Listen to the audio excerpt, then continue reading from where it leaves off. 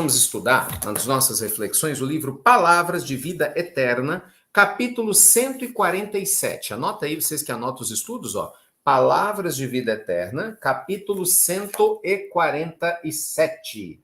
Ok? Palavras de Vida Eterna, capítulo 147. Vamos lá. Mãos em serviço. Mãos em serviço. E Jesus, estendendo as mãos, tocou, dizendo: Eu quero ser limpo. Mateus, capítulo 8, versículo 3. Mãos estendidas.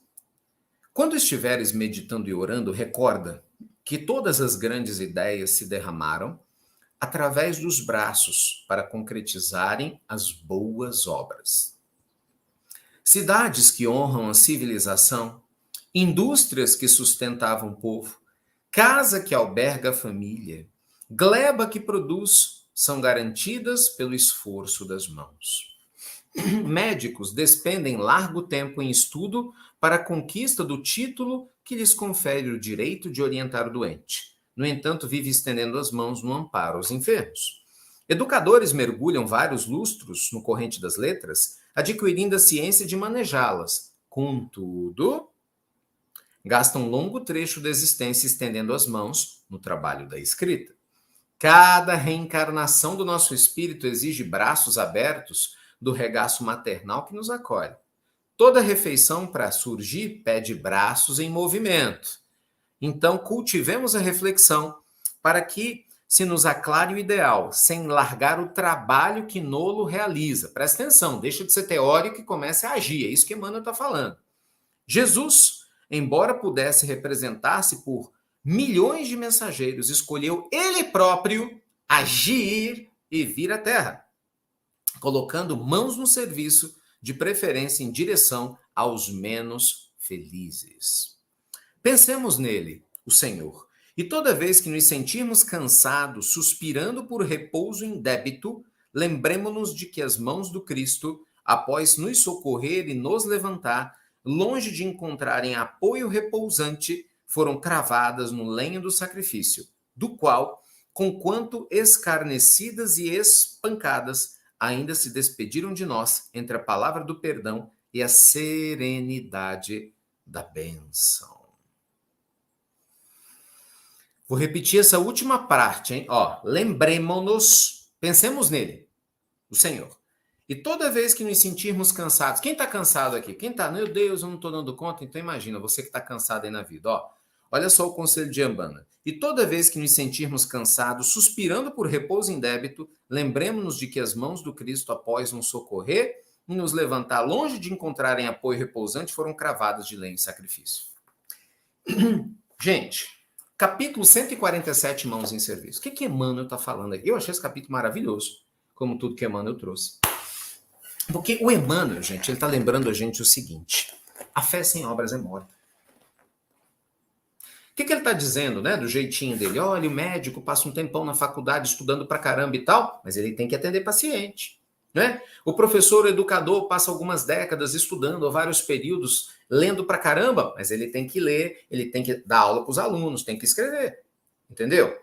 Não adianta você ser uma pessoa teórica que lê, que estuda, mas não vive isso no seu dia a dia. Para quem não viu o livro, ele se chama Palavras de Vida Eterna, uma obra psicografada por Francisco Cândido Xavier, nosso Chico, pelo espírito de Emmanuel, nosso Emmanuel, tá bom? Palavras de Vida Eterna, capítulo 147. Então, gente, Emmanuel está dizendo o seguinte: é crucial que haja, gente, um engajamento ao trabalho.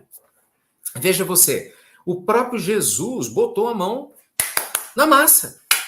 Você concorda? Era muito mais simples Jesus falar: vai você, espírito puro no meu lugar, né? Se não puro evoluído, vai você, anjo A, B. Não, ele veio. Sabe o que ele está dizendo? Você tem que estar à frente do trabalho que você deseja edificar na Terra. Então, às vezes, a gente se torna meio que hipócrita, entendeu? Exemplo, você quer o seguinte, você fala assim: nossa, o mundo está tão estranho. Eu acho ótimo as pessoas falando isso. O mundo está tão estranho, o mundo é tão esquisito. Você tem razão, tem muita coisa estranha. Legal. Aí, assim, vão dar vontade de perguntar, e você está fazendo o que para melhorar esse mundo? É, porque a maioria não faz nada, né? Então vamos combinar, bora falar direto. Hashtag papo reto, né? Sem papas na língua, refletindo sobre a vida. Gente, a maioria das pessoas que reclamam da vida não faz nada para melhorar a vida. Nem dela, nem dos outros. Ela só se queixa. Ou eu estou equivocado? Fica à vontade para poder falar o oposto. A maioria não é assim. Como que eu sei? É só olhar o planeta. Se a maioria fizesse mais, falasse menos com equanimidade, com amorosidade, o planeta não seria ainda do jeito que está. Então é óbvio que não é a maioria ainda fazendo. Então, assim, você tem que tomar cuidado, e eu também, exatamente, gente, para que a gente não se torne parte integrante desse grupo de pessoas preguiçosas, que reclamam. Ai, o Brasil está muito ruim. Tá, mas você está fazendo o que para melhorar o Brasil? Às vezes você não está nem arrumando a tua casa direito, entendeu? Às vezes você está lá xingando a tua vizinha. Às vezes você está lá reclamando do parente que não sei o que dizer. Você não consegue organizar a sua família, você quer organizar o país. Não, comece em você. Ah, não, eu não estou dando conta, porque lá no clube que eu frequento, todo mundo é fofoqueiro. De repente, inclusive você. Ah, eu não gosto lá da academia, porque na academia está todo mundo olhando todo mundo. E às vezes você também tá. Ah, eu não gosto da igreja, porque eu vou nas igrejas, as pessoas conversam para cá, para lá e tal. Caramba, e você também? Gente, a pessoa que está comprometida em fazer o bem, a pessoa que se compromete com o amor, ela vive o que ela acredita e ela fala. Então ela está lá tentando ajudar de qualquer jeito. Lembra daquela história que a gente conta para criança? Teve um incêndio na floresta. A história é ótima. Teve um incêndio na floresta, né? Aí aquela loucura toda. Aí os bichos preocupados, né? Porque o incêndio era muito grande. Nisso, os animais grandes estão indo embora, e aí eles veem que um simples beija-flor passa com uma gotinha de nada de água no biquinho dele e vai levando água lá no incêndio. Aí ele passa pelo leão, que era o rei das selvas, e fala assim: que é isso, beija-flor? Você é doido? O que você vai fazer lá? Você acha que o seu esforço vai valer de alguma coisa, essa mísera gotinha? Aí ele vai e fala: você tem razão, a minha gotinha não vai apagar todo o incêndio, mas eu estou fazendo a minha parte. Tipo assim, você está fugindo, eu estou fazendo a minha parte. Então é mais ou menos isso, né, gente? Em muitos momentos na vida, nós estamos nos comportando como o leão, que reclama, foge, faz piada de quem está tentando fazer alguma coisa. Mesmo que essa atitude seja isolada. Então, o que o espírito de Emmanuel está dizendo é mãos à obra. Sabe? Mãos à obra. Às vezes, por exemplo, você está aí preocupado com a questão do casamento, né? Meu marido não faz não sei o que, minha esposa não me valoriza, tem muito disso, né? No meu namoro, meu namorado, não sei o que, minha namorada. Calma. Não vou entrar no mérito, porque só você, claro, que sabe, né, como é que tá a tua relação. Não vou entrar nesse mérito. Mas o mérito que eu quero entrar, que é o que Emmanuel está dizendo, é o seguinte: e você está fazendo a sua parte? Porque de repente o outro não vai fazer a parte dele. E é complicado a gente saber disso, né? Às vezes o outro realmente está pisando na bola, mas você está fazendo a sua. Porque o problema, gente, é quando o outro está pisando na bola, mas eu também tô. Você está entendendo? E aí que autoridade moral que eu tenho para isso?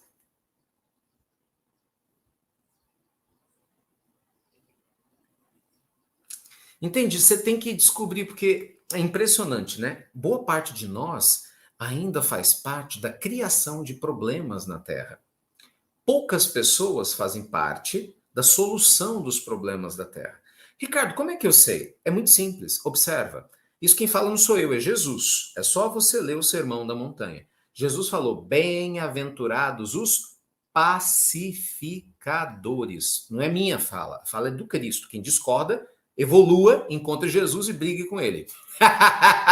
Ou então, baixa a crista e comece a entender que se você não é um pacificador, você está no caminho errado.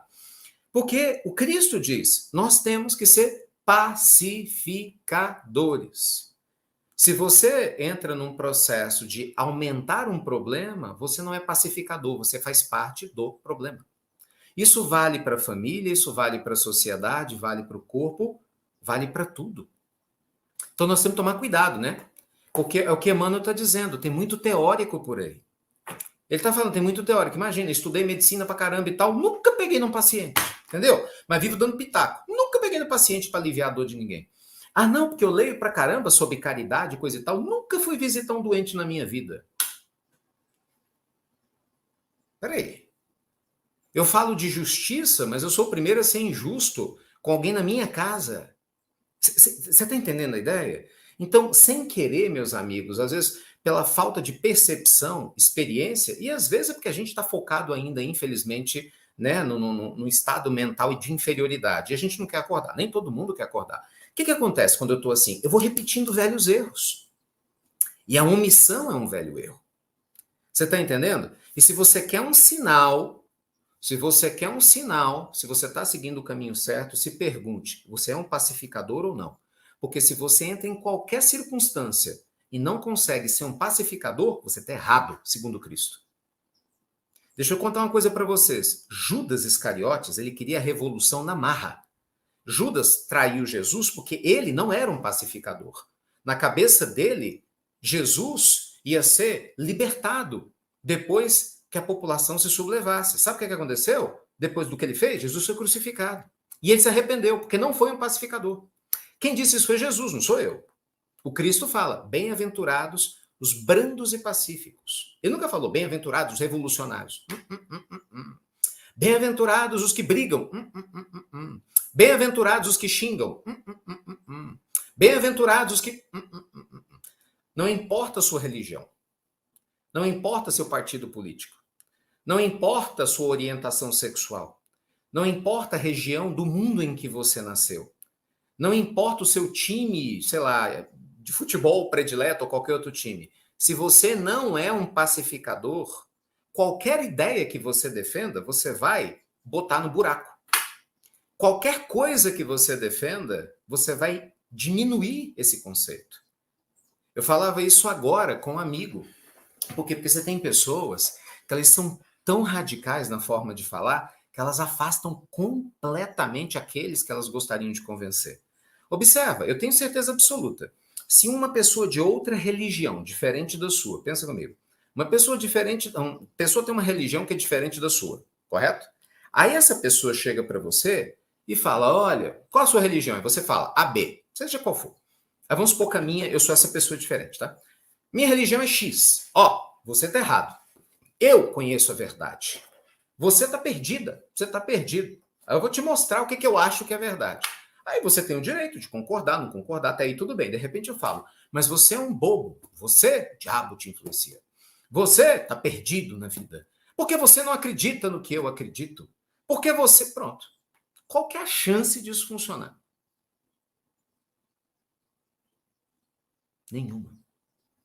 Nenhuma. Aí as pessoas falam assim, Ricardo, mas se eu não falar nada, eu não vou ser omisso? Você não entendeu. Criatura, abra a cabeça, meu filho. Você está em século XXI, essa cabeça já tinha que estar aberta. Ninguém está falando de omissão. Ser um pacificador é você se posicionar com sabedoria. Sabedoria. E quem briga nunca tem sabedoria. Ora, por que Jesus não brigou então? Bora! Vocês que gostam de briga, não importa de onde venham, explica isso. Por que Jesus não brigou? Não, Jesus ele foi firme, mas ele não foi violento. Olha a diferença, sabedoria. Ele se posicionou com sabedoria. É esse o processo. Por exemplo, na sua casa, de repente alguém faz uma coisa errada, há uma diferença entre você ser grosso e grossa com teu filho, com teu marido, tua esposa ser estúpido, estúpida, e você colocar seu ponto de vista. Não concordo com isso, não concordo com aquilo. E você é firme, mas você é uma pessoa sábia. Você mostra o A ou B, entendeu? Você pacifica. Você não é omisso. Omisso é aquela pessoa que cruza os braços, lava as mãos. Pôncio Pilatos, pronto. Pôncio Pilatos foi omisso. Lavou as mãos, falou, se vira. Mas aí você vai falar o quê? Que Caifás foi uma pessoa firme? Não foi. Nós vamos falar que Judas, que foi firme no seu ponto de vista, foi o homem sábio? Cuidado, meus amigos. Cuidado. Então, isso vale para todos nós. E vamos deixar bem claro, né? Que eu não mando recado, não. Falo direto. Não estou falando especificamente de política, também sobre política. Porque eu vejo que os dois lados erraram muito quando agiram com intolerância. Cada pessoa tem o direito de fazer suas escolhas. E se você não entende isso, me perdoe, mas você não compreendeu o evangelho ainda. Porque até o Cristo deu o direito das outras pessoas não concordarem com ele. Então você é melhor do que o Cristo? Peraí, baixa a tua bola. Entendeu? Independente de quem você votou, deixou de votar. É a mesma lógica da questão da religião. É a mesma, idêntico, a mesma coisa. Cada um tem um direito de ter um ponto de vista, não é? E você tem o direito de compartilhar o seu, o outro, mas brigar por causa disso? Isso é sabedoria? É isso que é sabedoria? Você acha, qual que é a chance que você acha que tentar impor alguma coisa na violência vai funcionar? Você acha que você vai convencer quem? Bora! Me apresenta um único exemplo na história humana. Eu só estou te pedindo um. Olha que eu conheço de história, hein? Eu estudo muito. Me apresenta um único exemplo da história humana em que algo foi imposto com violência e que convenceu na alma, o coração de quem quer que fosse. Mudou ideias, mudou conceitos e ideais. Não tem. Você vê, os próprios romanos foram perseguir os cristãos, tentaram impor o paganismo para aquele. Olha que os cristãos eram um punhado de gente, hein? Sabe o que aconteceu? Cresceu. Porque a violência é assim: quanto mais você quer oprimir uma ideia, ela cresce. Não funciona assim.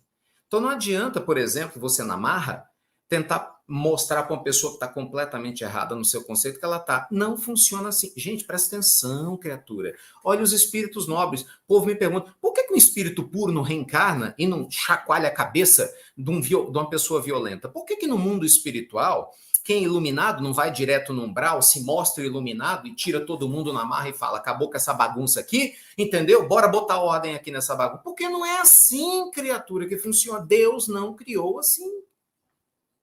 Deus não criou assim. Repito, você não gosta disso? Desculpa, o problema não é comigo, é com Deus então. Você vai ter que evoluir, encontre Deus e brigue com ele. É lei divina. Tudo que você faz com violência, você já perdeu só pela violência. Entendeu? Você pode tentar defender o ponto de vista que for. Se você fizer do jeito errado, você vai ser o pior propagandista do seu ponto de vista. E é o que eu vejo. Eu vejo pessoas apaixonadas por vários pontos de vista, que muitas vezes, obviamente, tem algum tipo de razão, não estou questionando isso, mas a forma como fazem afasta completamente os outros. É sabedoria zero. Isso, me perdoem, não é não ser omisso, é ser inconsequente. A pessoa que não é omissa e sabe, ela sabe conversar. A pessoa que não é omissa e sabe, ela sabe se posicionar. Olha o que Emmanuel falou, ela põe a mão na massa. E aí ela vai construir pontes. Entendeu? Você tem que construir pontes com as pessoas da sua família, porque na briga isso gera obsessão. Por que você acha que a gente reencarna e desencarna com boa parte das mesmas pessoas? Por causa dessa postura belicista, entendeu? Um quer brigar com o outro, prova que o outro tá errado e tal, uma hora briga com o outro, não quer nunca mais saber de você, pronto, você tá com karma arranjado aí. Fique tranquilo, você vai voltar de novo. Não sou eu que estou falando, é lei divina. Entende? Não funciona. Se o próprio Cristo falou, seja um pacificador, por isso eu volto lá no início da reflexão hoje.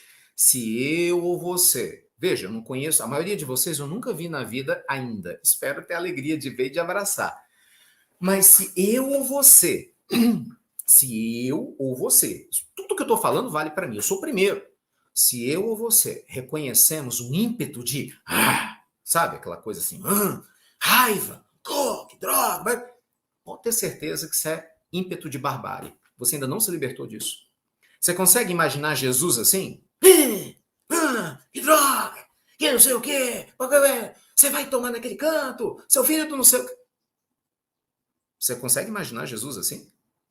Você consegue imaginar um espírito... Eu vou nem falar de Jesus, vai. Você consegue imaginar um espírito com um pouco mais de evolução agindo assim? Só porque alguma coisa sai fora do que ele acredita? Bora! Porque se você consegue, você é um gênio e tanto, né? Porque o próprio Cristo teve aqui e não fez isso. Ou seja, está se projetando, né? Quem está projetando a si próprio no Cristo está fazendo igualzinho na Idade Média. Na Idade Média que a gente fazia isso, né? Na Idade Média tinha essa ideia de você projetar características humanas em Deus, né? Você tinha lá aquele processo teocêntrico, no teocentrismo, aqueles 1000 anos de Idade Média ali. O homem projetava a imagem dele em Deus. E aí criava um Deus punitivo, um Deus horroroso, um Deus que só quer o nosso sofrimento. Peraí, quem que é assim? É Deus ou é o ser humano? Porque o Deus que Jesus apresentou é de bondade, é de leveza. Não é verdade? Então, meus amigos, é muito importante que cada um de nós aprenda a amar em todas as áreas da vida. É muito importante que a gente aprenda a amar em todos os contextos. E entenda, nós não estamos falando aqui de política, não estou falando aqui de religião, não estou falando aqui de relacionamento, não estou falando de amizades, eu estou falando de tudo isso. Eu estou falando da sua encarnação. Se você não entendeu isso, volta no Evangelho, assiste tudo de novo. Você se perdeu em algum lugar aí. Nós estamos falando sobre a sua encarnação, sobre a minha encarnação. Nós mesmos, que o Emmanuel foi o primeiro a falar, eu só estou refletindo sobre o texto de Emmanuel. O que ele está dizendo? Existem os teóricos do bem, existem aqueles que põem a mão na massa para fazer o bem. Quem que são os teóricos do bem? Estuda o Evangelho, vai para as igrejas, lê a Bíblia, lê o Alcorão, Evangelho segundo o Espiritismo, tudo teórico do bem. Mas na hora de pacificar, não pacifica. É isso que eu estou dizendo. Emmanuel está falando. Não pacifica. Quando Jesus falou para pacificar. Aí você é omisso em pacificar, com sabedoria, em todas as áreas da vida. Em todas as áreas da vida. Então, como Cristo tem o hábito de dizer, aquele que tiver olhos para ver, que veja. Quem tiver ouvidos para ouvir, que ouça. Eita, meus amigos!